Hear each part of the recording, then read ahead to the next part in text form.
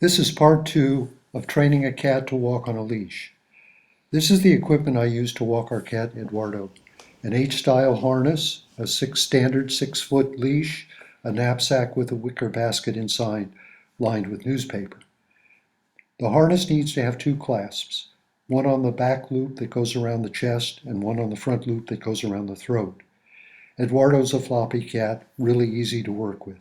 He didn't need to be desensitized over having the halter put on and taken off or wearing it. The leash attaches to the ring on the top of the back loop.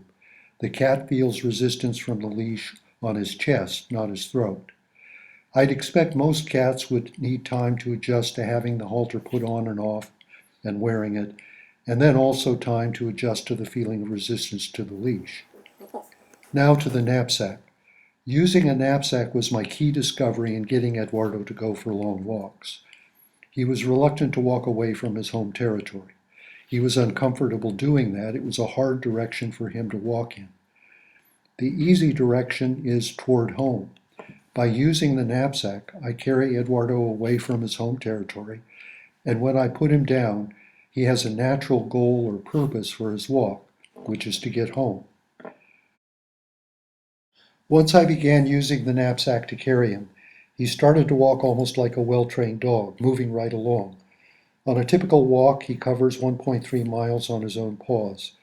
I discovered that walking a cat isn't like walking a dog. Eduardo doesn't heel, he leads. He takes pride in leading our walks. Here's how I prepared his knapsack. Inside, fitting snugly, is a wicker basket. It provides a firm, flat surface for Eduardo to sit on. The knapsack floor itself is too flexible for comfortable sitting. Eduardo likes to sit on newspapers, just generally, so I put down a layer of newspapers inside the basket. Besides carrying him outbound from our house, there are other uses for the knapsack. I introduce him to new terrain from the safety of the knapsack. Camping, Eduardo regards our car as his home. When we travel, he's so quick to learn the lay of the land that I often don't bother to remember how we should get back to our campsite. Getting us back is his job. Here's another use for the knapsack. When he gets tired toward the end of his walk, he begins stopping to rest. After he's had his rest, I put the knapsack in front of him to tell him it's time to get moving. Usually he likes to complete his walk back to where we started, but if he refuses to start moving, I'll put him in his knapsack and carry him the rest of the way.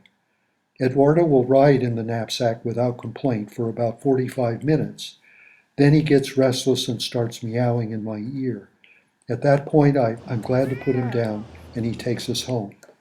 I hope my description how I get long walks from Eduardo encourages you to see how your cat likes riding in a knapsack and going on leash. It's fun to walk a cat.